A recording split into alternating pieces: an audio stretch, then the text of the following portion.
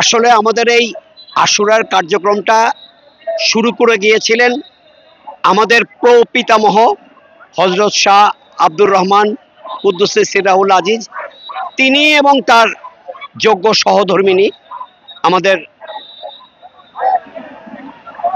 Great grand মাম, ওনারা দুজন এই আশুরার কার্যক্রম শুরু করেছিলেন প্রায় 150 বছর আগে।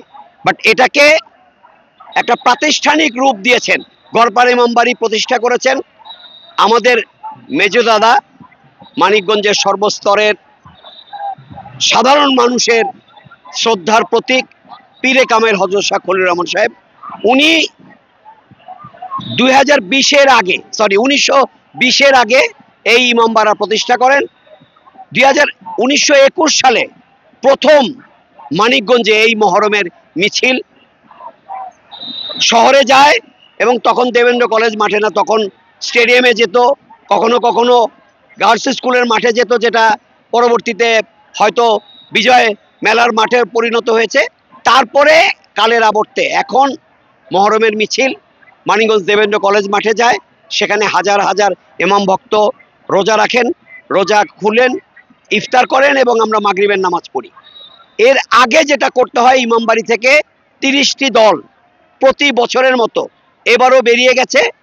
গ্রেটার ঢাকা, মানিকগঞ্জের সবকটা উপজেলা, সবকটা থানার সবকটা ইউনিয়ন, টাঙ্গাইলের একটা অংশ, রাজবাড়ী, ফরিদপুর, ঈশ্বরদী, পাবনা, নাটোরে বেরিয়ে গেছে আমাদের 30টি দল। এবং আপনারা দেখতে পাচ্ছেন এই দলগুলো ফিরতে শুরু করেছে এবং ইতিমধ্যেই প্রায় 10টা দল চলে এসছে। এখনই কিছুক্ষণের মধ্যেই জোহরের জামাত হবে, তারপরে আমরা একটা ফাতেহা পড়ব, তারপরে মিছিলের সত্যিকারের কথা প্রস্তুতি শুরু হবে এবং ইনশাল্লাহ আমরা 3:30টার দিকে মানিকগঞ্জ শহর অভিমুখে কারবালার স্মৃতি স্মরণ করে, কারবালা যুদ্ধের স্মৃতি বহনকারী লাল, কালো, সবুজ নিশান এবং হযরত ইমাম হোসেন আলাইহিস সালামের যে ঘোড়া ছিল দুলদুল, সেটার প্রতীকী ঘোড়া দুলদুল এবং ইমাম হোসেন আলাইহিস সালামের শেষ মঞ্জিলের নকশা পবিত্র তাজিয়া মোবারক নিয়ে আমরা মিছিল করি। এবং আমাদের মিছিলে কোনো রকমের কোনো রক্তপাত হয় না এবং আমাদের মিছিল থেকে কোনো রকমের কোনো উত্তেজক স্লোগানও দেওয়া হয় না। একটা শান্তিপূর্ণ শোক, অ্যাট দ্য সেম টাইম একটা শোভাযাত্রা। এবং এই মিছিলে একটাই বার্তা থাকে যে আমরা রাসূল আলাইহিস সালামের প্রাণপ্রিয় দৌহিত্র হযরত ইমাম হোসেন আলাইহিস সালামের ফলোয়ার এবং তার 61 হিজরিতে তার যে এই মর্মান্তিক ঘটনাটা, ফাসিক ইয়াজিদের হাতে তিনি এবং তার পরিবার যেভাবে মর্মান্তিকভাবে শহীদ হয়েছিলেন, সেটা যে অন্যায় ছিল, তিনি নিজে যে সত্য এবং ন্যায়ের প্রতীক ছিলেন, আমরা সেটাই প্রকাশের চেষ্টা করি।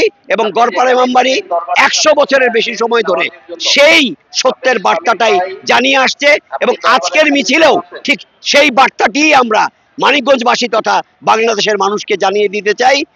61 হিজরি হযরত ইমাম হোসেন আলাইহিস সালাম কারবালায় অন্যায়ের শিকার হয়েছিলেন, কিন্তু তিনি ন্যায়ের পথে ছিলেন, সত্যের পথে ছিলেন, তাই তাকে আজকে সারা বিশ্ব সম্মানের সঙ্গে স্মরণ করে, তাকে সত্য এবং ন্যায়ের প্রতীক হিসাবে ধরা হয়।